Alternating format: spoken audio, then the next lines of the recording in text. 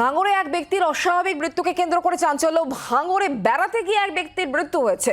বান্ধবীকে নিয়ে রিসর্টে ঘুরতে যান ওই ব্যক্তি রিসর্ট থেকে ফেরার পথে ভাঙড়ের পদ্মপুকুর এলাকায় মৃত্যু। কি কারণে মৃত্যু তার তদন্ত শুরু করেছে ভাঙড় থানার পুলিশ। আমরা বিষয় নিয়ে আরো জানবো, কথা বলবো। প্রসেনজিৎ আমাদের সঙ্গে রয়েছেন, আমাদের প্রতিনিধি টেলিফোন লাইনে। প্রসেনজিৎ, কিভাবে এই ব্যক্তির মৃত্যু হলো এখনো পর্যন্ত পুলিশ কি বুঝতে পারছে?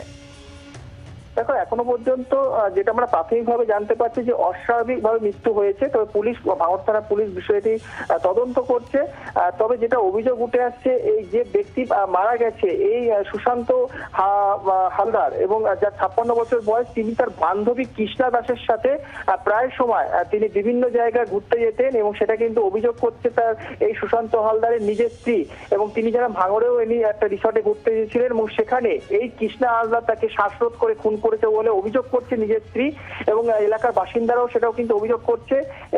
এবং এই ঘটনায় কিন্তু ভাঙড় থানা জানাজানি মানে খবর পেলে ভাঙড় থানার পুলিশ ইতিমধ্যে তার বান্ধবী কৃষ্ণা দাসকে কিন্তু আটক করেছে এবং আটক করে জিজ্ঞাসাবাদ শুরু করেছে কি কারণে মৃত্যু। তবে পুরো বিষয়টা কিন্তু যেমন ভাঙড় থানা পুলিশ তদন্ত করছে, পাশাপাশি কিন্তু এই সুশান্ত হালদারের স্ত্রী কিন্তু অভিযোগ করছে তার যে বান্ধবীর সাথে গেছিল এই বান্ধবীর শ্বাসরোধ করে তাকে খুন করা হয়েছে। এবং এই নিয়ে কিন্তু এলাকাটা ব্যাপক চাঞ্চল্য ছড়িয়েছে এবং ভাঙড় বাসন্তী হাইওয়ের পাশে এই পুলিশ তদন্ত শুরু করেছে। ইতিমধ্যে ওনার বান্ধবীকে পুলিশের তরফ থেকে আটক করে জিজ্ঞাসাবাদ শুরু করা হয়েছে। অনেক ধন্যবাদ প্রসেনজিৎ আমাদের সঙ্গে টেলিফোন লাইনে থাকার জন্য।